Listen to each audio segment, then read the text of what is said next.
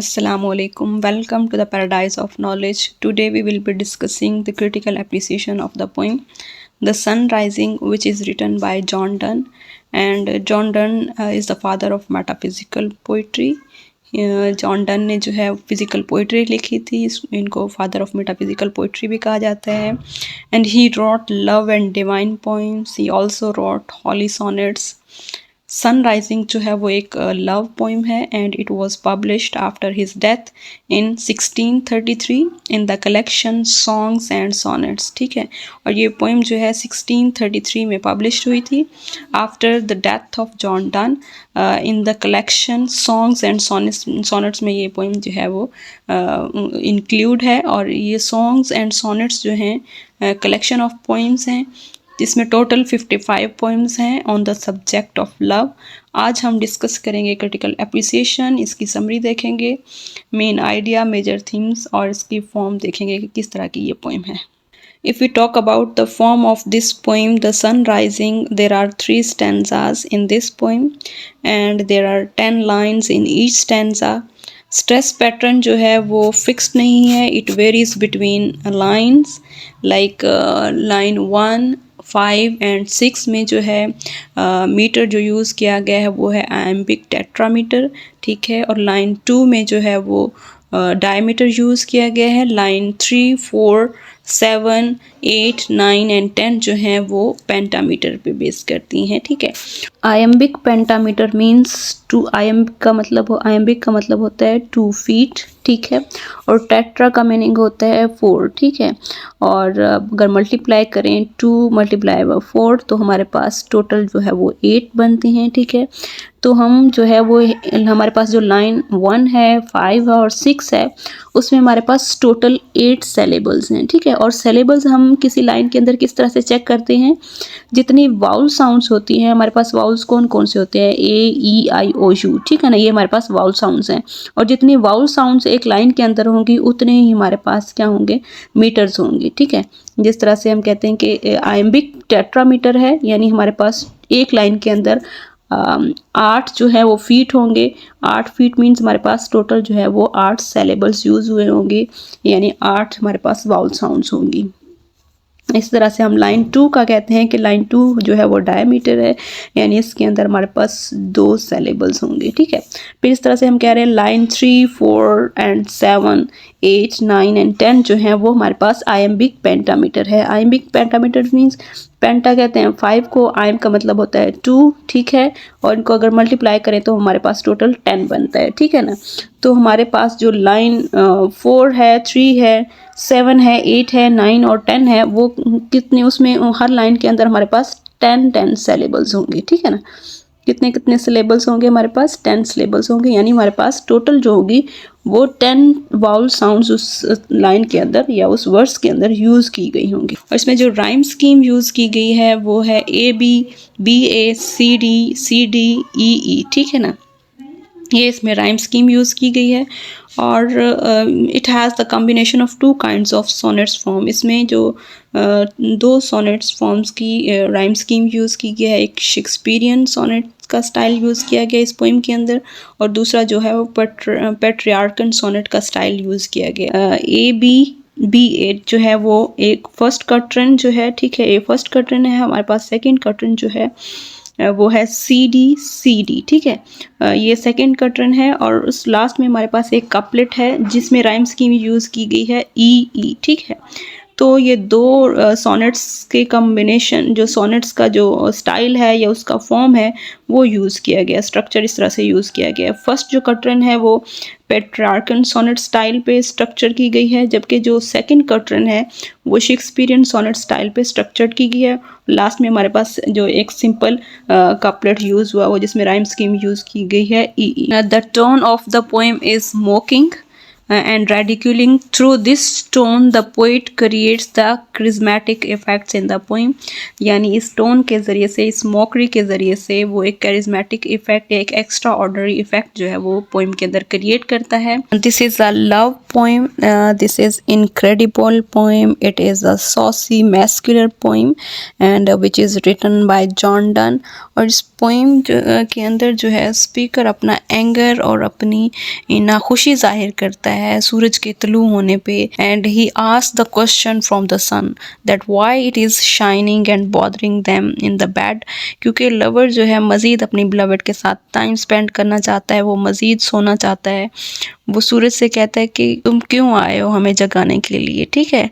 And he says you should go and wake up the late school boys, lazy school boys को, late school boys को जाके जगाओ, और traders को जगाओ और आर्ट्स को जगाओ, ठीक है, हमें मत जगाओ। And he wants to spend more time with his beloved, he does not want to wake up to go for work, ठीक है। और वो सन से कहता है जाओ और कल वापस आना और बताना कि दुनिया की जो तमाम दौलत और अजमत है इन दो लवर्स में सिमट चुकी है। The supremacy of love which transcends both time and space, for it knows no season, no climes are established with daring jugglery of words। यहाँ पे पोएट हमें बताने की कोशिश कर रहे हैं कि जो लव है वो बहुत पावरफुल है, वो सुप्रीम है, ठीक है, और वो टाइम और स्पेस का बाउंड नहीं है, ठीक है, और किसी सीजन का, किसी क्लाइमेट का, किसी वेदर का बाउंड नहीं है, बल्कि लव जो है इन सारी चीज़ों से अबव है, बालातर है। Now we are going to discuss about the poem. In the first line of the poem, the poet personifies the sun like a busy old fool. First line में पोएट जो है वो पर्सोनिफिकेशन यूज़ करता है सन के लिए, busy old फूल एक phrase use करता है। पर्सोनिफिकेशन क्या चीज़ होती है? When you give the characteristics of living being to the non living thing. तो सन जो है यहाँ पे एक नॉन लिविंग थिंग है, तो इसके लिए उसने बिजी ओल्ड फूल की फ्रेज यूज़ की है जो कि ह्यूमंस की क्वालिटी होती है, ठीक है। तो ये एक पर्सोनिफिकेशन सन के लिए यूज़ की है क्योंकि वो सन की रेज जो है वो लवर की प्राइवेसी को डिस्टर्ब कर रही हैं। Then he rebukes the sun why it is bothering them early in the morning. और लवर जो है वो रिबक करता है या रेडिक्यूल करता है सन को कि why the sun is bothering them in the bed in the early morning, क्योंकि वो उठना नहीं चाह रही। सूरज जो है वो आकर उनको, सूरज की रोशनी जो है वो उनको डिस्टर्ब कर रही है। मज़ीद जो है वो लवर कहता है you should go and wake up the lazy late school boys, ठीक है ना। जाके जो स्कूल बॉयज़ जो जिनको देर हो रही है स्कूल जाने से, उनको जाके उठाओ, ना कि इन लवर्स को डिस्टर्ब करो। For apprentices learning some trade, for the king huntsman and farmer in the harvesting season.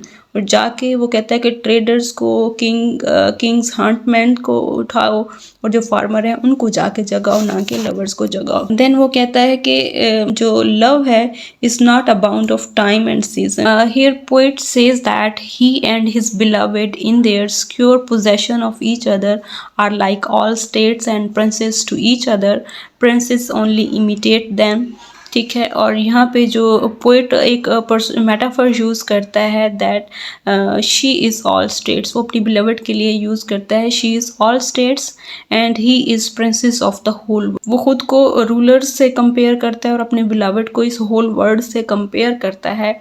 And then he says that if the sun shines on him and his wife it means it is shining everywhere, क्योंकि वो अपने आप को और अपनी beloved को पूरी दुनिया कंसीडर कर रहा है। तो अगर सन जो है वो इन दोनों पे शाइन करेगा तो इसका मतलब ये होगा कि वो पूरी दुनिया पे शाइनिंग कर रहा है, ठीक है। वो कहता है कि जो उसका बेड है वो सूरज के लिए एक सेंटर है और जो वॉल्स ऑफ द बेडरूम है वो इस सन की ऑर्बिट या फिर स्फीयर है। Development of ideas, this poem is a dramatic monologue, ठीक है, ये एक ड्रामेटिक मोनोलॉग है। और सन राइजिंग जो है उसको डन ने लिखा है, जॉन डन ने। ये जॉन डन की एक लव पोइम है and in this poem the poet shows the passionate love for his wife Ann More, ठीक है, उसकी वाइफ एन मोरे के लिए अपना पैशनेट लव जो है वो जाहिर करता है। And it is a perfect combination of physical and spiritual love, ठीक है। Like the good morrow this poem too reflects Donne's happy mood and there are brilliant metaphysical conceits. इस पोइम के सेकंड और थर्ड स्टैंजा में poet ने metaphysical conceit use की है जिसको हम एक्सटेंडेड मेटाफर भी कहते हैं। He compares his beloved with all the states of the world and himself with the princess of the entire world and are rolled in one. इस तरह से वो खुद को और अपने बिलवेड को जो है वो कंपेयर करता है। The lovers bedroom is considered to the epitome of the whole world. Epitome का मतलब होता है सेंटर, तो उनका जो बेडरूम है वो सेंटर ऑफ द वर्ड उसको पोएट जो है वो कंसिडर करते हैं। पोएट जो है इसमें अपनी bold and exaggerated language use करता है, ठीक है, पर्सोनिफिकेशन यूज़ करता है। लाइक इसकी इस पोइम सनराइजिंग की जो फर्स्ट लाइन है, फर्स्ट स्टैंजा की फर्स्ट लाइन में वो पर्सोनिफिकेशन सन के लिए यूज़ करता है, बिजी ओल्ड फूल अनरूली सन, ठीक है। यहाँ पे वो पर्सोनिफिकेशन यूज़ करता है। पर्सोनिफिकेशन जैसा कि मैंने बताया कि जब आप किसी लिविंग बीइंग की क्वालिटी एक नॉन लिविंग थिंग को देते हो तो उसको हम पर्सोनिफिकेशन कहते हैं, ठीक है ना। तो बिजी ओल्ड फूल जो ये जो करेक्टरिस्टिक्स हैं, ये जो क्वालिटीज़ हैं, ये ह्यूमन बींग्स के लिए हम यूज़ करते हैं, ना कि नॉन लिविंग के लिए। तो सन जो है वो एक नॉन लिविंग बींग है, तो उसके लिए जब आप ह्यूमन्स की क्वालिटी या करेक्टरिस्टिक्स यूज़ करते हो तो उसको हम पर्सोनिफिकेशन कहते हैं। देन उसने एजोनेंस यूज़ किया है लाइन नंबर 9 में, ठीक है। यहाँ पे टेक्स्ट भी लिखा हुआ है, love all like no season no knows nor clime, ठीक है। अब यहाँ पे एजोनेंस क्या है? एजोनेंस और एलिट्रेशन दो टर्म्स होती हैं जो पोइट्री के अंदर यूज़ की जाती हैं। एलिट्रेशन कहते हैं जब एक वर्ड्स में या एक लाइन में जो वर्ड स्टार्ट हो रहा होता है वो सेम लेटर यूज़ हो रहा होता है या सेम साउंड यूज़ हो रही होती है, ठीक है। तो एजोनेंस किसको कहते हैं? एजोनेंस कहते हैं ऐसी साउंड जो रिपीट हो रही हो वर्ड्स के मिडल में या उसके लास्ट में, ठीक है ना। जो इनिशियल साउंड अगर सिमिलर होगी तो वो एलिट्रेशन होती है। अगर जो एक कोई साउंड वाउल साउंड जो कि मिडल में या फिर लास्ट में होती है उसको हम एजोनेंस कहते हैं। तो इस आप लाइन को देखें, यहाँ पे लव में ओ यूज़ हुआ है, ठीक है। फिर नो में ओ यूज़ हुआ है, फिर सीजन में ओ है, यानी रिपीट हो रही है वाउल साउंड। नो में ओ यूज़ हुआ है, नॉर में ओ यूज़ हो, तो ये क्या है? एजोनेंस है। नॉर है, आर्स है, ठीक है। फिर मंथ्स में ओ है। The poet uses hyperbole. Hyperbole कहते हैं जो आप चीज़ों को एग्जैजरेट करके बताते हो, तो पोइट ने इसमें एग्जैजरेशन भी यूज़ किया है कि he has more power than the sun, ठीक है ना। ये हाइपरबले यूज़ किया है पोइट ने, और साथ में इसने पर्सोनिफिकेशन यूज़ की है और एक्सटेंडेड मेटाफर यूज़ किया जिसको हम मेटाफिजिकल कंसीट कहते हैं। Now we conclude this lecture कि पोइट ने इसके अंदर एक पोइटिक क्रिएटिविटी और एक ओरिजिनलिटी यूज़ की है। पोइट ने in the beginning of the poem the sun was an unwelcome guest, ठीक है, but in the end of this poem it is allowed, यानी sun is allowed to stay in the bedroom of the lovers and shine on them. Now we are going to discuss the major themes of this poem. The first theme is the theme of love and appreciation. Love has never ending power. It is not bound to any restrictions of nature, like dawn of the sun, yes, sun rising. Love and friendship are not bound by the motion of the sun, and the lover praises the beauty and glow of his beloved. Love is more powerful and brighter than the sun. Poet is comparing speaker's sense of power with the sun's power, and time passing is another major theme of this poem.